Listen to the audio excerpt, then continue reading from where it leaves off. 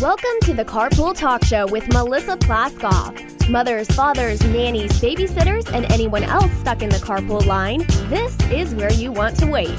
And now, here's your host, Melissa Plaskoff. Grandparents today are more involved in raising grandkids than ever before. They're also younger, which allows them to literally get on the ground and play in the sandbox. Our kids are benefiting from these special relationships and learning more about themselves and others.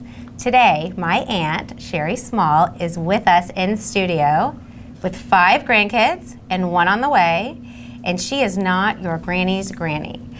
She is always discovering fun and creative activities for her grandchildren, and I want her to share some of them with you. So thank you for being here. I'm happy to do this. This is exciting. You are not your granny's granny. Maybe, but I won't. I'm not sure about the sandbox. That might be a little dirty. Right. Because you'll get on the ground and you'll play Absolutely. with the grandkids, but at the same time, there's that aspect of teaching manners, right? Try. And etiquette. Mm-hmm. So what do you love about being a grandparent? Everything. There's nothing that's not wonderful about it. I can't wait to see their smiling faces. I'm so happy when they run up to me and give me the biggest hug you've ever seen, and all of it.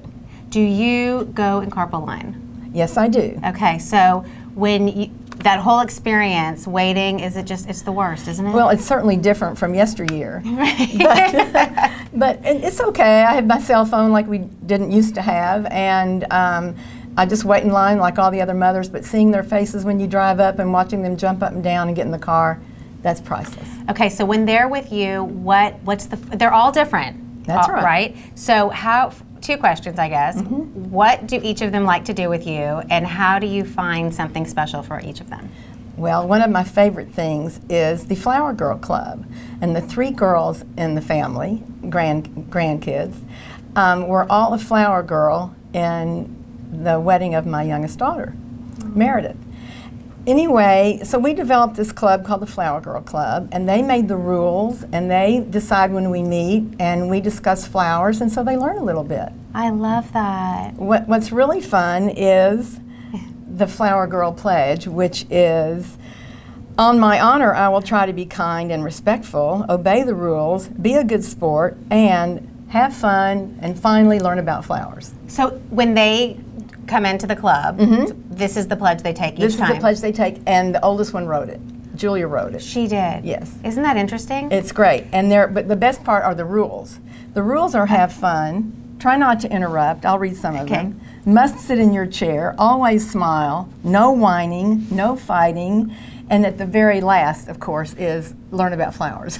So why do you think they have these rules at their home? I'm not so sure about right. that. Okay, so why do they have these rules, and why do they want these rules with you? Because they wanted it to be organized, and they wanted, and the oldest one who became chairman of the group, and the second one became president, and the third one was called the doer. She's so cute, though. Yes, she is a doer. So they were just basically having fun and trying to make club rules, and then learn. I want you to tell the listeners about the digging to China. This is so cute, because I think what you guys do as grandparents, it's, again, like we said, getting in the sandbox. It's not like they're coming to your house and you're saying, you go in the other room and do this. I'm gonna go knit. But I do like to knit. But not that that's a bad thing. Exactly. But you're super hands-on. I really like to be. We have a good time, and I think they look forward to coming over. So my husband planned the Digging to China experience, basically to help them learn about perseverance.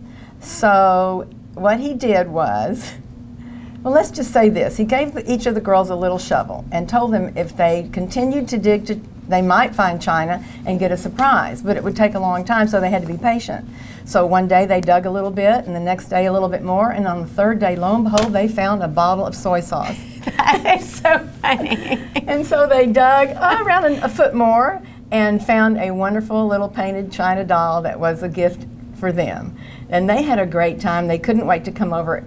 Every day they were visiting us in Teton Valley, Idaho, where there are beautiful flowers. And anyway, they continued to dig every day until they finally found it. See, and I think that that's so special, and they're gaining something different than they would learn from their parents. Probably because parents, are doing the day-to-day routine, and we're not. We want it to make it special for them. Okay, so what happens if you have that moment when one of your grandchildren, and not that they ever do, but if Right. they are bad or they don't follow the rules, discipline. And how do you discipline in your own way and not step on the parents' toes?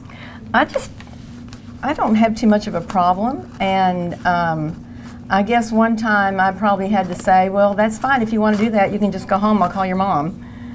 So that might have been one of the options, but mostly I don't have the problem. They seem to mind us very well, and they're all good. And clearly they want boundaries and they want structure. If they're creating rules for their flower club. Yeah, they did that themselves. I think kids love that. They want to know what's expected of them, what will happen if I don't listen, and they look forward to being in that environment because they know it will be successful. I hope so. Well, I can't thank you enough, and I just know that today's world is defined by grandparents like you, and it's changing lives. And especially, I know in our situation with my kids, my children think of my parents and my husband's parents as parents. It's not really a grandparent anymore. It's more of just, a closer relationship as part of the family. So, well, I just want to say, first of all, I want to mention Julia, Sadie, and Campbell as the members of the Flower Girl Club. And the members of the Stinky Boys Club, which the girls named, are Fulton and Bud. So I just want to know that we're not leaving out the boys. No, boys are always included. And hey, one of them may want to be in the Flower Club, and that would be okay, right? Actually, one of them is an honorary member. I bet so, right? The other one wasn't born yet. One more quick question. Yes. What have you learned from them?